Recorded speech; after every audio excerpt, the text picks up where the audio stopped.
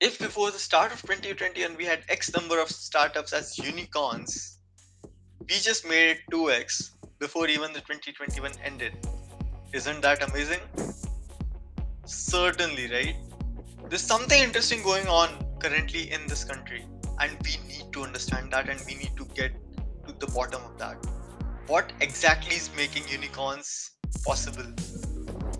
Why were there just 20, 25 odd unicorns till 2020? And what suddenly changed? What made all these unicorns possible? This podcast is exactly about that. We explore all the avenues of startups, all the avenues of how India is making that possible. So stay tuned and keep watching the videos regularly. The video that is about to start is from one of such podcasts. And here we talk about the Indian telecom market and how it has grown. We realize that the Indian telecom market has created something else. It was a catalyst in this process. Let us understand why. Yeah, I would come to what you think about UPI, but I again want to point out something else which led the government to creating something like UPI and made it possible for the government to do that. Uh, I don't know about you, but I used to have this phone uh, in 2014, which uh, didn't had 4G. It just supported 3G, and then it wasn't even an Android phone. Sort of, it was a Micromax phone which had basic features. You could like surf web and sort of play some games which were inbuilt, and it was very limited. I used to had a recharge of I think 120 rupees, which gave me a GB of internet. That to 3G. I made sure that I turn off mobile data whenever I'm not using it, and I made sure that I use just as much as it is required. I never watch YouTube videos prior to I could not 2015. imagine those times now. I mean, Yeah. it is not And this guy shows up, happened. says, Yeah, "Hey, hello, you could it's have free for free all. 4G internet." Yeah, you could have free 4G internet, absolutely unlimited. Use whatever the hell you want to use, and then I think dunya badal gayi. Uh, So Geo is sort of verbified, right? Like it's like Google karo. I mean, just Google it instead of just search. So Geo is just like that. It was so transforming. It was so overwhelming. Like it was pulling, swept off our feet. So it really changed everything. I mean, like you said, there was 100 rupees for a GB. I thought, I mean, broadband, if I'm right, 100 or more than 100 rupees for a GB more or than two. 100, more than 100. Yeah. Like And you would be now, very lucky if you have less than 100 broadband, rupees. yeah. If you, yeah. I mean, it's not a boon that you could pay 100. It's like, even if you could pay 100 or 200 rupees, do your city or your locality have access to the broadband connection? That was the issue. So, that is... Geo really And- changed everything. I mean, And like within a year, I could see from myself a person who I suppose is one of those like tech savvy people. I had a computer in like very early days of my life. I started using that dongle thing, if you remember. There used to be a Tata. Yeah. Idea. I don't even remember the USB. name. Yeah, multiple things. The USB dongle, you put it in and like use the internet. I picked that up when it was only available as a CDMA dongle and not even as a GSM dongle. So I think of myself as a very tech savvy person. Still, I was not surfing YouTube at all. And then comes this guy, and within a year, the whole country is like watching YouTube videos. Right? Like He just hooked you up can people. just I mean, like you can just see the number of subscribers of T series prior to Geo launch and post Geo launch, and like it just exploded. it literally brought internet at your fingertips.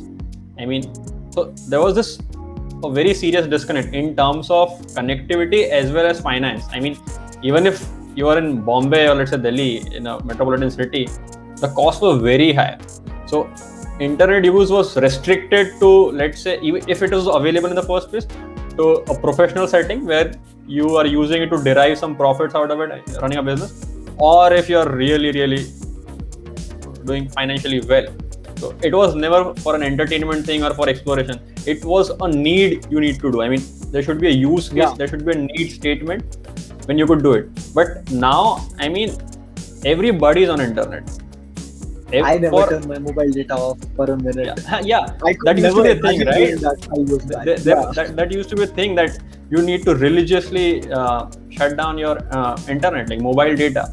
I mean, so you could save on internet. Like I remember before Jio, there was internet. So at night, I mean, you just could not forget to switch off the data. I mean, because that was like a sin. If you committed sin, because it was a ritual, everybody does it. But now, if anybody switch off data, I mean, like, what are you doing? Yeah. So, and I think this is what enabled the government to go with Digital India. You know, it pushed other competitors as well. Like Airtel was very skeptical of all this. Like, if you look now, telcos, Indian telco is the most competitive telco probably in the world, telco space. And as you said, government was able to propel. This was the fuel that was needed in the first place. I mean, for tech startups to be there needs to be internet. So, I mean, startups would eventually boom in India, but Jio basically changed the timeline. I mean, probably if Jio would not happen, we would be seeing this startups, unicorns, probably, I don't know, 10 years down the line or 8 years down the line. But I mean, Jio brought future now. Yeah.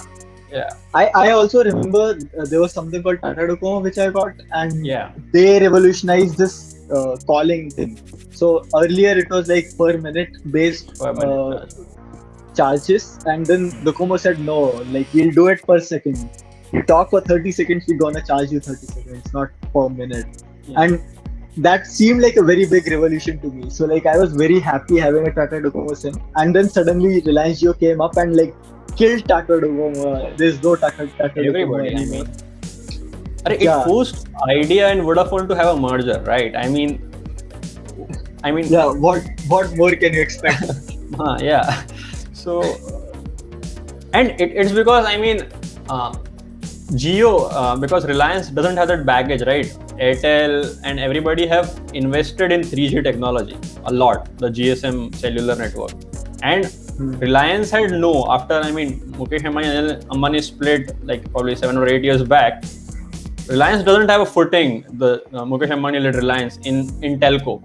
So they were like all in. So I mean, he lost a lot of money. I mean, it was obviously a loss leading strategy, and I don't know, probably they turned profitable in last year or so, but they had no investments. I mean, they were fresh to the space and they were like, it is ready for disruptions. They're already taking higher margins, all these existing players, and this just changed it. So at the time, if I could remember, now the rates have increased, but at the time, probably India has the cheapest data ever. It still has.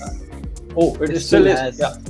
Nice. That's what I'm showing. So it's still the cheapest at less than 10 cents in US. Nice. You can get a GB, and like that's something else, right? In US, same data you get for $8 now. Like they have come from $12 to $8 per GB. But they have come from we have come from 0.3 to 0.09 per GB. Per GB cost has gone down significantly. Even China is nowhere close to India in this regards. And I think that was sort of necessary also, because now you see a lot of startups coming up who are targeting the tier 3 cities, tier 2 cities, and like, if you think of it from like 5 years back, you're going to start a business which is going to scale.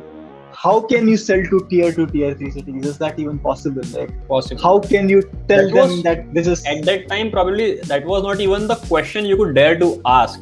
I mean, before Jio, it was probably settled that you could not penetrate deep into the Indian market.